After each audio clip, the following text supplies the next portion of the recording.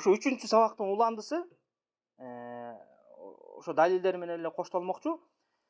Биз айттык, экинчи сабагыбызда бул мушриктер ла иляха иллаллахты кабыл алынбай теке беришкен деп. Мунун далили кайсы? Аллах субхана таала мына Куранда ошо Саффат сүрөсүндө ачык эле айтып атат.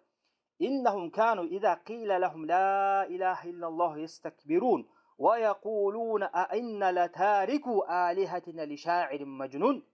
Мушриктер эмне деп айткан? Пайгамбар саллаллаху алейхи вассалам келген кезде ошо ла иляха иллаллах айтып койгулачы деген эмне деп айткан? Иннахум кану, Аллах субхана айтып атат, алар мушриктер мындай дешти деп атат. Иза кила лахум, аларга ла иляха иллаллах деп айтылган кезде, иза кила лахум ла иляха иллаллах, алар үчүн ла иляха иллаллах деген сөз айтылган кезде эмне кылышчу? Ястакбирун. Текеберленишчү, кабыл алышчу эмес. Ва якулуна, анан эмне деп айтышчу? А инна латарику алихатин ли шаирин мажнун. Биз ушу өзүбүз сыйынып келген алихаларыбызга, жана бутпарас айкелдерге, ортомчуларга сыйынып келген ортомчуларыбызды кантип таштайбыз дейт. Ушул ырчы, жалганчынын сөзүнө ишенип ошолорду кантип биз таштап салабыз деп атат да. Бул жерде ырчы, жалганчы деген бул пайгамбар саллаллаху алейхи вассаламга жалган ат коюп, ушундай жалган сөздөр менен жамандашкан. Бул мушриктердин мындай ыкмасы да. Азыркы убакта деле мисалы туура адам бир туура дааватты алып келген болсо, жакшы жакка чакырып атса, жамандап атышпайбы? Мусулмандар мындай, булар дин бузарлар, ата бабабыздын динин бузуп атат, улутту талкалап атат, булар жалганчылар деп ушундай. Мына ошол сыяктуу эле сөздөрдү мурун кафир мушриктер деле пайгамбар саллаллаху алейхи вассаламга айткан, ушинтип сен ырчысың, жиндисиң, сыйкырчысың, жалганчысың деп. Мына ошонун бир мисалы бул. Өткөн сабакта да мисалдарын айтып кеттик. Мына ошол жерде мушриктер эмне деп атышат? Ачык эле текебер кылып ла иляха иллаллахын четке кагып атышат. Демек алар үчүн ла иляха иллаллах мааниси түшүнүктүү болгон. Ошол себептен аларга пайгамбар саллаллаху алейхи вассалам ла иляха иллаллах деп айтыла дегенде ушундай текебер кылышып айтышкан эмес. Анткени эмне? Маанисин түшүнүшкөн. Маанисин түшүнгөнчө эмне деп айтат? А инна ла тарику алихатина ли шаирин мажнун дейт. Биз өзүбүз сыйынып келген ушу алихаларды, бутпарас ортомчулардын ушул ырчы, жиндинин сөзү үчүн таштап салалыбы деп ошентип айтып атышат да. Албетте, алардын кафырлардын айткан сөзү жалган болгон. Балким ошолор жинди болушкан.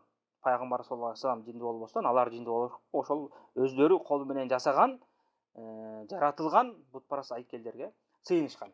Андан кийин дагы бир маселени айттык. Пайгамбар саллаллаху алейхи вассалам бул мушриктерге ошо Аллах субхана таала жалгыз өзү гана сыйынууга татыктуу зат жок деп ошону билдириш үчүн келген. Аллах субхана тааlanын Кудайды таанытыш үчүн келген эмес деп. Анткени мушриктер муну таанышкан дедик. Мунун далили кайсы?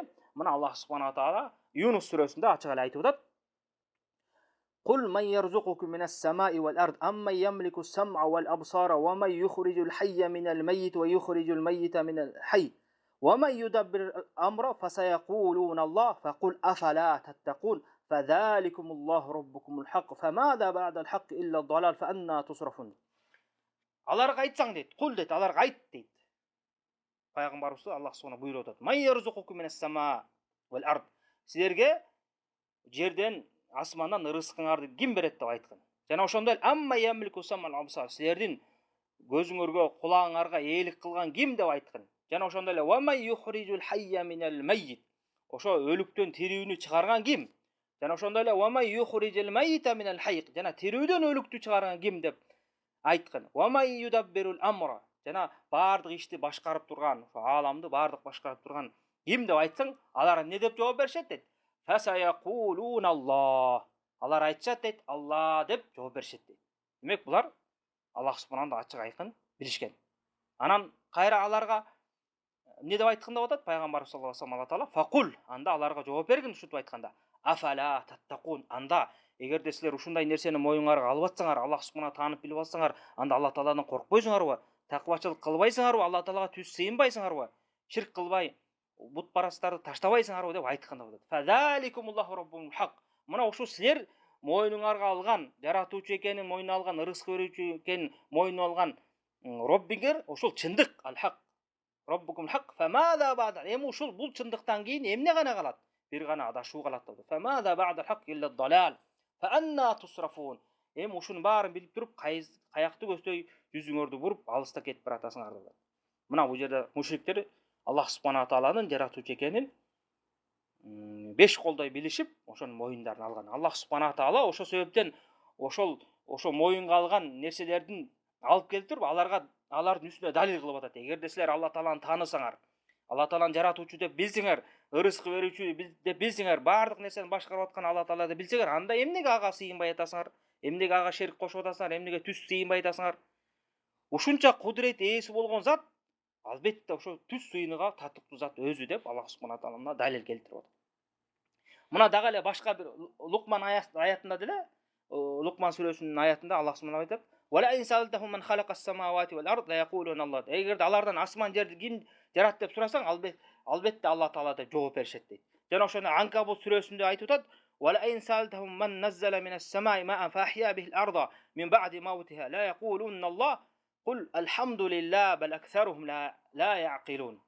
Эгерде алардан сурасаң, ошо мушриктерден, асмандан силерге жаанды чүргөн ким деп сурасаң, жана ошол жаандын суусу менен фахия бихил арда ба'да маутиха, ошо өлүп калган жерди тирилткен ким десең, мындай айтканда жер кургап, кагырап калган кезде, жаан жааган кезде чөптөр өсүп, өсүмдүктөр өсөт да, ошону айтып атат Аллах субхана таала. Ошо жер өлүп калгандан кийин аны тирилтип, жандандырган ким десеңер дейт. Не деп жооп беришет? Ла якулуна Аллах. Албетте Алла Таала деп жооп беришет. Анда сен айткын Мухаммад алхамдулилlah деп айткын. Алла Таала шүгүр келтирген ey Мухаммад деп атат. Бал аксарухум ла яқилун. Мына ошол адамдардын, мушриктердин көбү алар акылсыздар, акыл жүгүртүшпөйт деп атат. Албетте акыл жүгүртүшпөйт. Ушундай Аллах субхана тааланын кудуреттерин моюндарына алышып, Алла Таала жаратуучу экенин билип турушуп, Алла Таала ырызкы берүүчү экенин билип туруп, ушул ааламды жараткан, ааламды башкарган Алла Тааланы билип туруп, бирок да ошого карабастан Алла Тааланын өзүнө түз сыйынышпай, өзлөрүнө окшогон, өзлөрүндөй болуп жаралган махлуктарды ортомчо кылып, ошолорго сыйынып, ошолор аркылуу Алла Таалага жетебиз деп ойлоп жаткан мушриктердин каяктагы акылы болсун. Демек, кимде ким ошо мушриктердин жолуна түшкөн болсо, ошентип жана мазарларга, кабырларга, тоо ташка, уйга, деги эле жаратылган нерсенин кандай түрү болбосун ошого сыйынгандар, ушу мушриктерге окшогон болушат, акылсыздар болот да. Мына бул жерде биз ачык айкын эле баяндап бердик мушриктердин акыбалы кандай болгон, алар Аллах субхана таалаганы кандай таанышкан. Мына ачык эле аяттарды окудук, ошо аяттарда ачык айкын эле болду. Алар Аллах субхана тааланы толугу менен таанышкан. Керек болсо алар эмне кылышкан? Алар ибадат да кылышкан. Булар ажылык кылышкан, садака берген, жанагындай зулум чеккендерге жардам берген. Булар жана ажылыкпай Ибрахим алейхиссаламдан калган да, ошо Каабаны айланып ажылык кылышкан булар Алла Таалага сыйынышып. Бирок да эмне Каабанын ичине жана бутпараст айкелдерди кылып алышканда, алар менен кошо Алла Таалага ибадат кылып, ошо бутпарасттарга да кошо ибадат кылып кетишкен да. Мына ошонун баарын Аллах субхана таала пайгамбар саллаллаху алейхи вассалам жиберип, ушундай ислам динин алып келип, ошо адамдардын жүрөгүн, аң сезимин ушундай бутпарасттыктан, ширктен тазалап, таза исламды алып келген. Чыныгы сыйынуу бул бир гана Аллах субхана тааланын өзүнө гана арналыш керек. Сыйынуунун кандай түрү болбосун, бул Аллах субхана тааланын өзүнө гана арналыш керек. Муну ушуну таухид деп коет. Таухидке карама каршы келген бул шариат териминде ширк деп коет. Мындайча айтканда, Алла Таалага бир махлукту теңөө, шерик кылуу, кыргызда деле шерик деп коет го, теңеп, ошого жолдош кылып, теңдеш кылып теңеп койгон ширк деп айтылат. Аллах субхана тааланын жалгыз өзүнө сыйынып, Алла Тааланын өзүнө тиешелүү болгон нерселерди Алла Тааланы жалгыз деп билүү, муну таухид деп коет. Муну иншалла кийинки сабактарыбызда баяндап беребиз.